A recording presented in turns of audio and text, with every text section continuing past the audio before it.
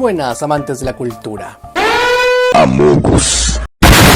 Buenos días, Perú lindo. Otra vez aquí en lo que viene siendo mi única fuente de ingresos, los vídeos de icebergs, pero esta vez uno especial, ya que es un iceberg el cual abarca Lima metropolitana. Y también para darle algo de variedad, como si esa palabra existiera en mi canal, tengo pensado en hacer algunos icebergs de departamentos, ya que, no quiero tener olvidada, a mi comunidad del Perú profundo. Pero esto no significa que deje de hacer icebergs de distritos, o, a lo mejor sí. Todo eso lo sabremos en este video. Así que dicho esto, que empiece el programa número 1 de la televisión humorística.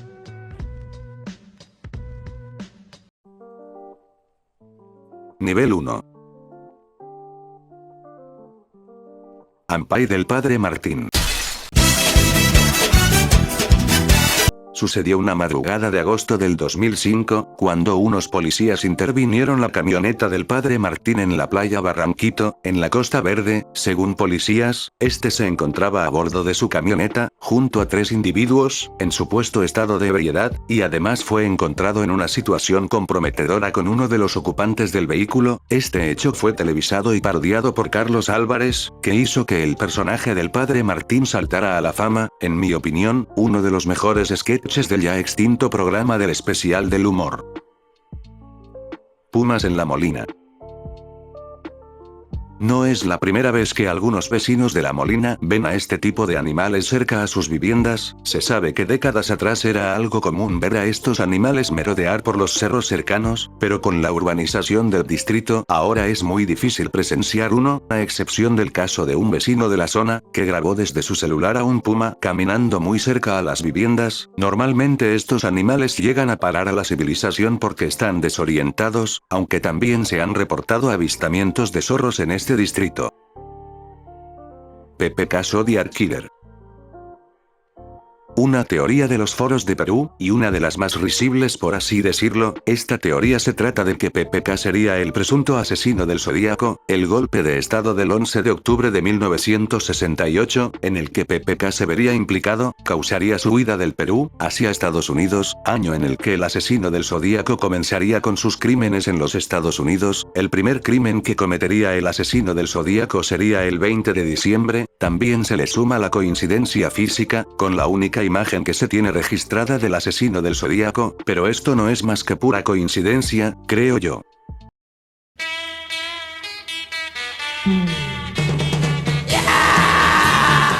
Según para algunos medios como la BBC y algunos críticos de música, el punk no nació en el Reino Unido en los 70, sino que lo hizo una banda de Lima en 1964, una banda que se llamaba Los Psychos, ya que desde sus inicios la banda presentaba al público sonidos totalmente diferentes para la época. Tengamos en cuenta que en los 60, estaba de moda las bandas pop como los Beatles, con canciones muy románticas, a diferencia de Los Psychos que mayormente sus canciones hablaban de destrozar y destruir cosas. A esto sumado al ruido estruendoso de las guitarras y la batería, algo totalmente atemporal para la época, se sabe que esta banda llenaba los teatros de Lima, pero a los pocos años, la banda se separó por motivos de ego, estando así años en el olvido. No fue hasta inicios del 2000 en el que los Psychos comenzaron a tener repercusión otra vez gracias a un álbum recopilatorio de sus canciones, y con ello, entrevistas a diferentes medios, en los que los catalogarían como los pioneros del punk, debido a la similitud de su sonido y letras de sus canciones con este género.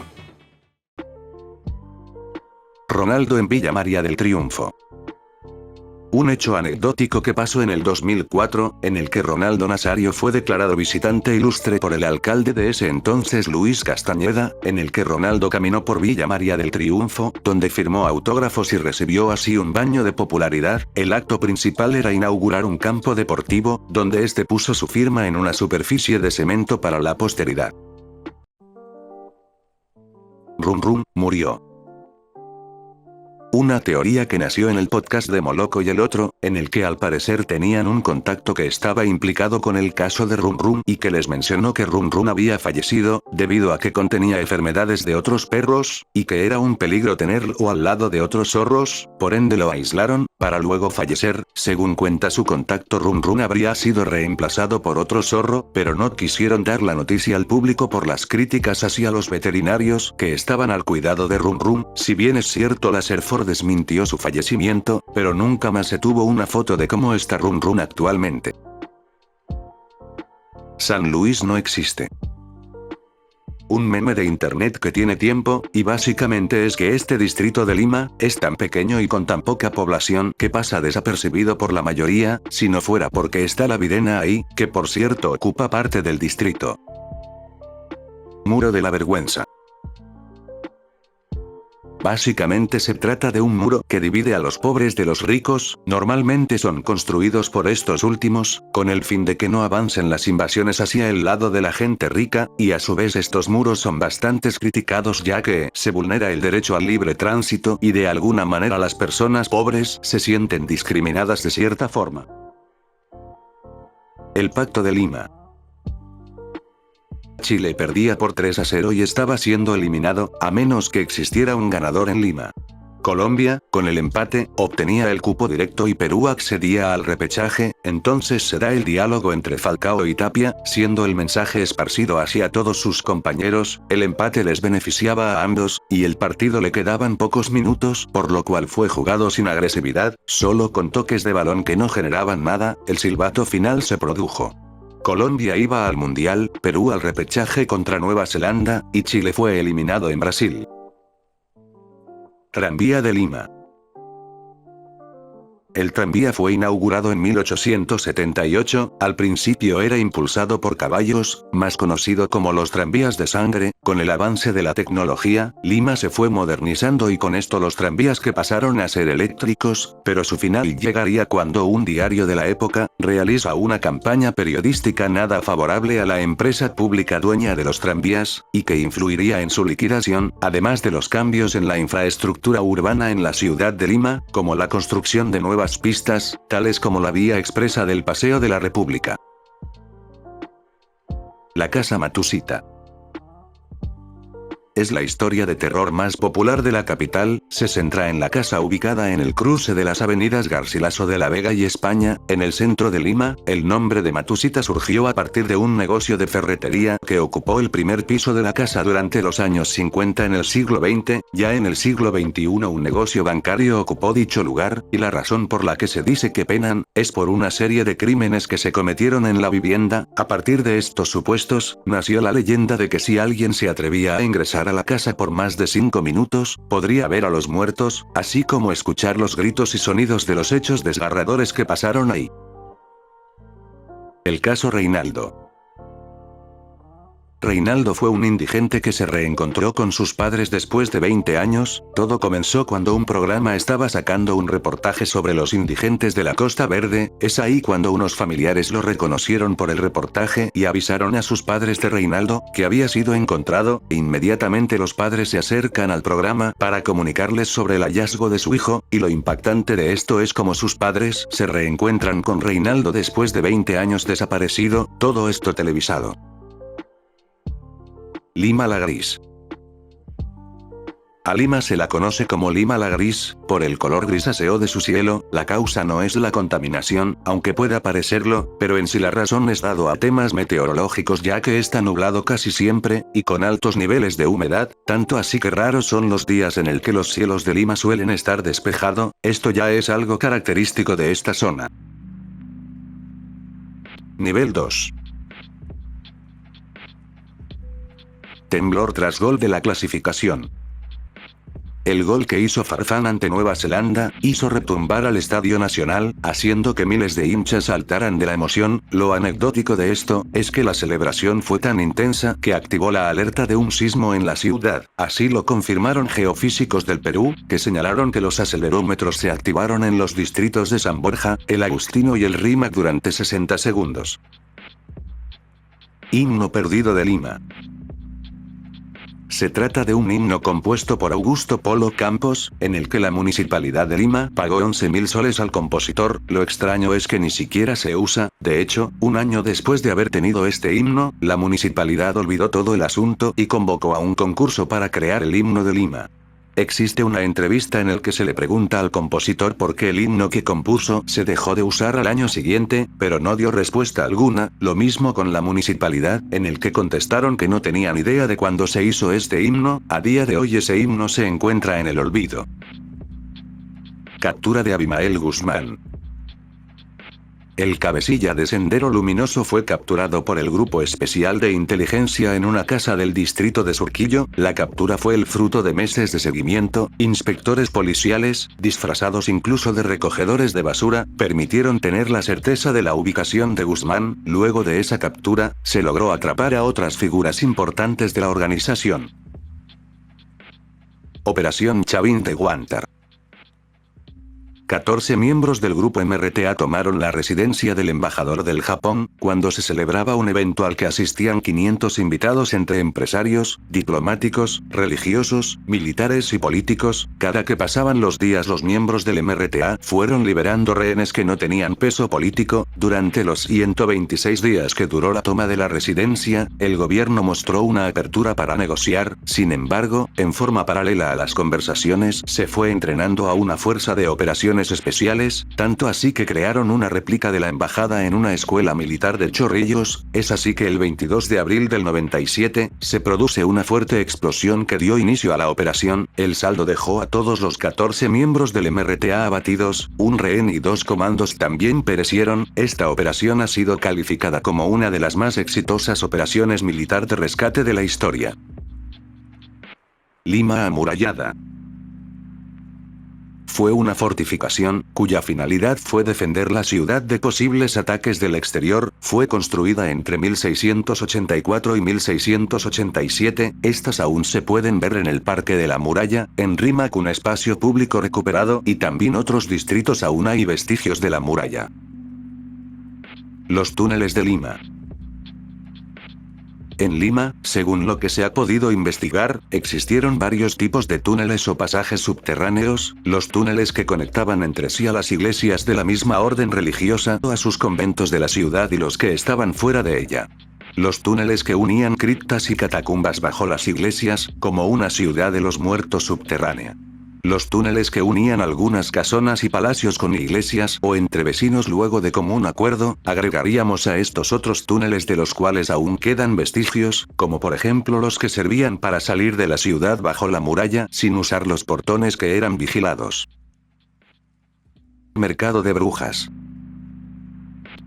Sapos disecados, cabezas de puma, alas y patas de cóndor, esos son solo algunos de los productos que se venden en el mercado de la hechicería, ubicado en la cuadra 3 de la avenida Aviación, en pleno corazón de la parada. En este mercado negro se pueden comprar uñas de caimanes usados para curar el susto, cachos de chivo para la mala vibra, cabezas de puma a 400 soles para la envidia y tierra de cementerio por solo 20 soles. Los vendedores indican que a diario reciben la visita de miles de hechiceros que buscan novedades para usarlos en sus rituales.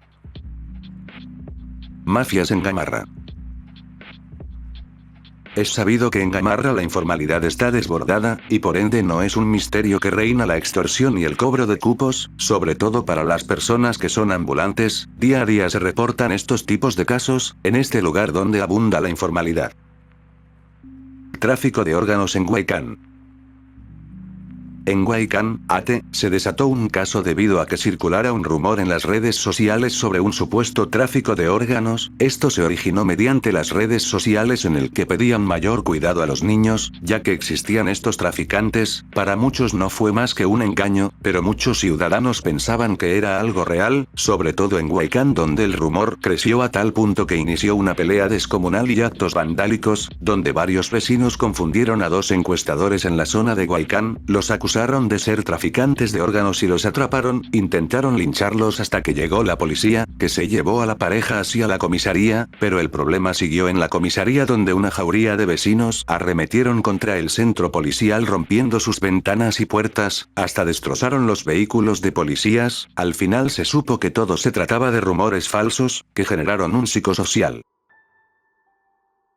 Nivel 3. La piedra del diablo. se encuentra en barrios altos, que según cuentan, el agujero que luce en la parte baja lo hizo el diablo, cuando trató de huir de una procesión del Señor de los Milagros, en el que la historia cuenta que se asustó cuando vio a la procesión venir, y como no tenía a dónde escapar, no le quedó más remedio que atravesar la roca. Cuentan vecinos que la municipalidad ha tratado de quitar esta piedra de esta esquina, porque obstruye el paso, pero sin embargo el trabajo de retirar la piedra ha sido en vano. Discoteca Utopia. En el Jockey Plaza de Surco existía una discoteca llamada Utopia, en el que se provocó un gran incendio. Según testigos que estuvieron en el trágico incidente, el incendio se produjo en la cabina del disc jockey, en el que iniciaron un espectáculo con fuego. En el momento en el que los encargados del espectáculo se acercaban con sus antorchas encendidas para el show, uno de ellos, que se había quedado parado delante de la cabina, levantó demasiado la antorcha y prendió el techo falso de madera de la cabina, haciendo que el fuego se propague por todas las instalaciones del lugar, llenando de humo toda la discoteca, perdiendo así la vida de 29 jóvenes por asfixia. Peste negra en Lima. Peste bubónica en Lima. Esta llegó a Perú a fines de 1903, se tiene registro que llegó mediante el puerto del Callao a través de barcos asiáticos. Tiempo después llegó a Lima, que rápidamente se expandió por la capital debido a los escasos sistemas de desagües que tenía Lima. En aquel año todo fallecimiento era atribuida a la peste a pesar de que era desconocida en el país. Muchos la relacionaron con las historias apocalípticas de la peste en la Europa medieval. Al final, la modernización de Lima, y la comercialización de la medicina científica, hizo que acabaran con esta peste. Terremoto de 1746. Conocido como el mayor terremoto en Lima, en la época del virreinato, la duración del sismo fue de 3 a 4 minutos, lo que provocó una destrucción total de la ciudad. Cayeron las partes altas de templos, mansiones y diversas construcciones. Una vez terminó el sismo todo Lima estaba destrozada, las víctimas no debieron pasar de 2000 en la capital, y además se registró que existían 25.000 casas antes del terremoto. Después de este solo sobrevivieron 25 casas sin ningún tipo de daño. Tesoro en el Rímac. Una historia que va de un palacio, el Palacio Veneciano, que fue demolida por creerse que existían tesoros en sus corredores subterráneos. La historia lleva a mediados de los años 30, al distrito del Rímac. El vecino de una casa ubicada cerca de la plazuela del Baratillo encontró una pequeña puerta que daba a un corredor subterráneo. Al finalizar llegó a una especie de cripta donde encontró cajas con monedas de oro y otras joyas valiosas. Había cruzado por debajo del río Rímac hasta el sótano del Palacio Veneciano. Se dice que cuando encontró el oro, dejó su casita en el Rímac y compró una mansión en el centro de Lima. La noticia de tesoros subterráneos y túneles llegó a oídos de funcionarios del gobierno de entonces, y con el pretexto de hacer una playa de estacionamiento, demolieron y excavaron en todas las casas de esa manzana, desapareciéndola por completo. En la actualidad en su lugar se encuentra la Alameda Chabuca Granda. Brujería en los cerros de Lima. Un informe en un programa televisivo se mostró que en los cerros de Lima son usados para magia negra, invocaciones al demonio y otros rituales, como en las cuevas del Cerro San Pedro en el Agustino. Existen escrituras en las rocas con mensajes invocando al demonio, inscripciones con los nombres de los evangelios, zapatos con fotos, entre otros. Pero este no es el único cerro en el que se hallaron estos objetos. En el Cerro San Cristóbal, se hallaron cabezas de mascotas, que se usan a modo de ofrenda hacia el cerro, con fines curativos según ellos. Estos objetos hallados en los cerros mencionados son solo 2 de los tantos cerros de Lima que se usan para hacer este tipo de cosas. Nivel 4. Incubus en San Martín de Porres.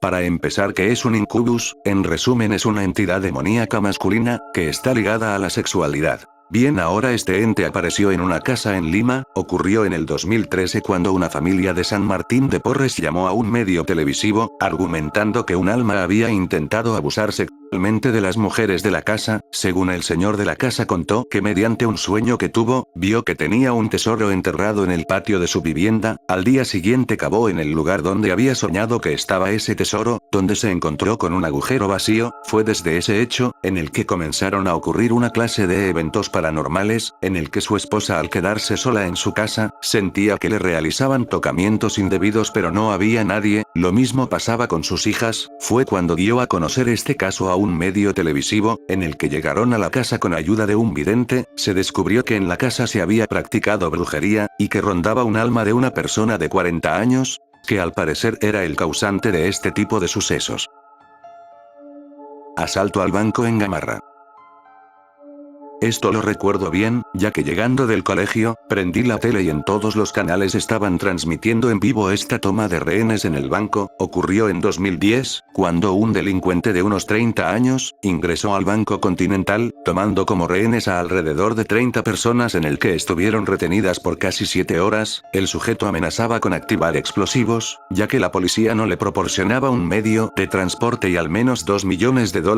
Fue debido a su actitud fuera de sí, y a las infructuosas negociaciones en el que los oficiales no les quedó otra alternativa que después de 7 horas, un francotirador acabó con la vida del asaltante, y también gracias a un grupo de trabajadores del banco que permanecían escondidos en una oficina sin ser descubiertos por el secuestrador, dieron información a la policía vía celular de todos los acontecimientos que realizaba este sujeto. Accidente en Estadio Nacional. En el 64 se enfrentaba Perú y Argentina, en el Estadio Nacional, en la final clasificatoria para las Olimpiadas de Tokio. La selección de Argentina ganaba 1-0, cuando faltaban pocos minutos para el final del partido, se da el gol peruano del empate, pero el árbitro uruguayo anuló el gol del empate. Esto provocó la ira de los hinchas en el que saltaron al campo. Es ahí cuando los policías soltaron a los perros que saltaron sobre los hinchas. Esto provocó aún más la furia de todos los aficionados, tanto que las aficiones de las dos selecciones comenzaron una batalla. Esto empeoró aún más cuando la policía arrojó gas lacrimógeno, lo que ocasionó que todos los hinchas se amontonen en la salida. Las puertas de la tribuna norte estaban cerradas, impidiendo que la gente salga. Esta tragedia dejó un total de 328 personas fallecidas, siendo una de las peores que hubo en los estadios peruanos. Fenómenos paranormales en Loma Amarilla. Es un parque de Surco, en el que ocurren una clase de eventos extraños desde ruidos subterráneos, luces y extraños olores. Incluso allí tuvo lugar una batalla entre fuerzas peruanas y chilenas. Esto se le suma a los testimonios de una vidente que llegó a la Loma Amarilla durante la grabación de un programa donde ella era jurado, en el que ella sintió una carga pesada junto a todos los asistentes, y los cambios bruscos del clima que hubo de pronto. También se le suma el caso del hallazgo de objetos que en un principio son considerados restos arqueológicos precolombinos, pero que luego de un examen, se desconoció la época perteneciente de estos restos. También están los testimonios en el que algunos transeúntes sienten una energía pesada dentro de la Loma Amarilla. Tesoro de Catalina Huanca en el Agustino.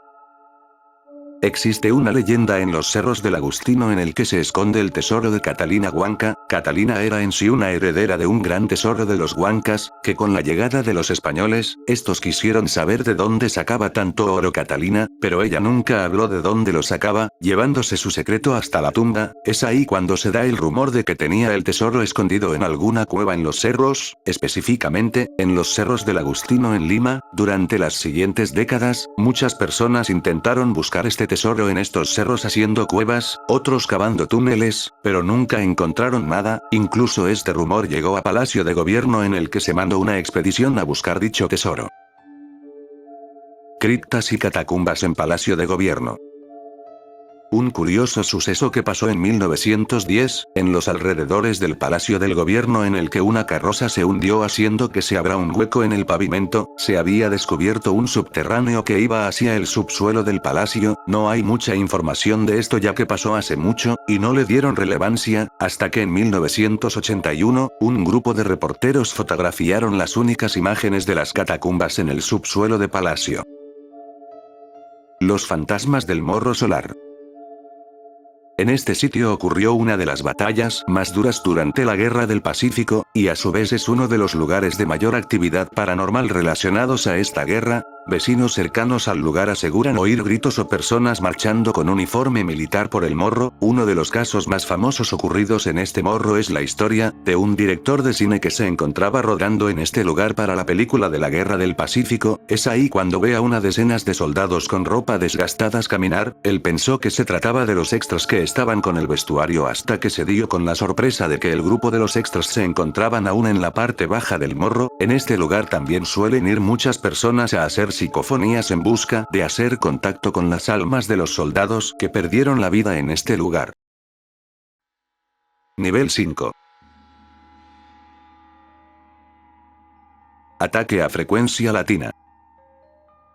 Ocurrió el 5 de junio del 92, el ataque se trató de los denominados coches bomba que fue hecho por Sendero Luminoso, en el distrito de Jesús María. El hecho se llevó a cabo cuando un camión de la Marina de Guerra, que había sido robado y cargado con explosivos, se dirigió hacia la fachada de la mencionada emisora y estalló, toda la instalación quedó destruida. Este ataque es uno de los tantos que realizó Sendero Luminoso en Lima. Baño de sangre en Barrios Altos. 6 hombres armados, con pasamontañas interrumpieron una pollada en una colonia en el Jirón Guanta en Barrios Altos, en el que estos dispararon contra los vecinos que se habían reunido allí para compartir una pollada con la que recaudar fondos para la reparación del desagüe del edificio. Eran miembros del Grupo Colina, un conjunto de agentes del ejército. Estos confundieron a los vecinos con integrantes de la guerrilla Sendero Luminoso. El saldo que dejó esto fue de 15 personas que perecieron y 4 resultaron heridas. Mesa redonda es una bomba de tiempo.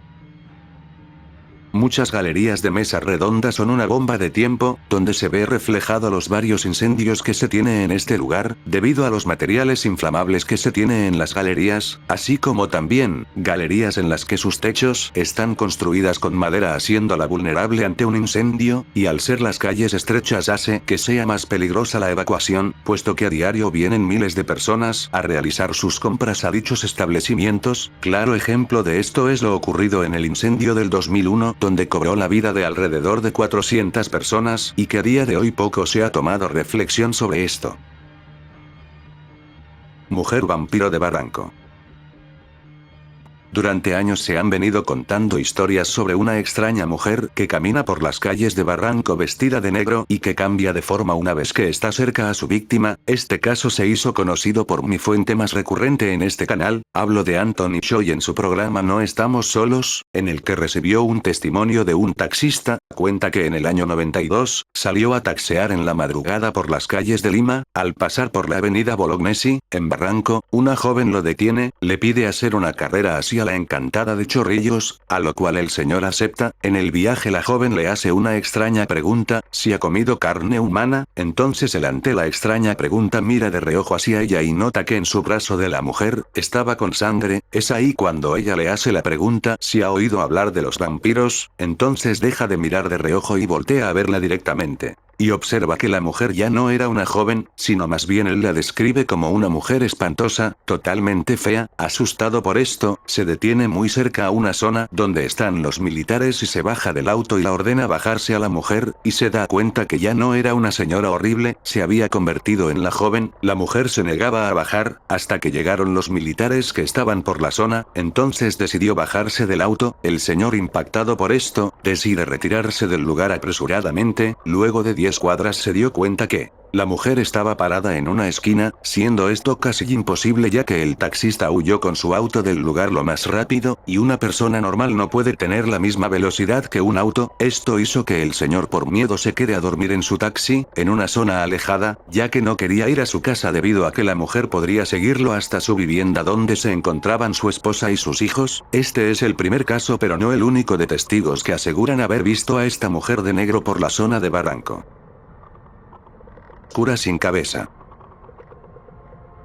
Otra historia que sucede en este distrito de Barranco es que existe una leyenda popular que afirma que por las noches aparece el fantasma de un sacerdote, pero con la particularidad de que no tiene cabeza. Los habitantes del lugar aseguran que a más de uno este monje se le ha cruzado. La leyenda cuenta que en la iglesia de la ermita había un sacerdote que tenía una personalidad maliciosa. Se dice que en la ciudad de Lima sucedió un terremoto, y mientras el párroco se encontraba en el patio de la iglesia a punto de hacer sonar las campanas, el suceso le tomó desprevenido y la campana cayó, fracturando por completo el cráneo del sacerdote, falleciendo en el acto. Después de este accidente, se cuenta que el alma de este cura sigue penando por las noches en Barranco. Ente agresivo en Puente Benavides. Según cuentan los conductores y peatones de esta parte de la zona, debajo del puente Benavides habita un ente paranormal que estarían ocasionando accidentes de tránsito. Esta no sería la primera vez que se registra este tipo de hechos paranormales. Muchos conductores en diferentes radios nacionales han contado sus experiencias con este ente que los tienen atemorizados. Nivel 6. Hornos en sótanos del Pentagonito.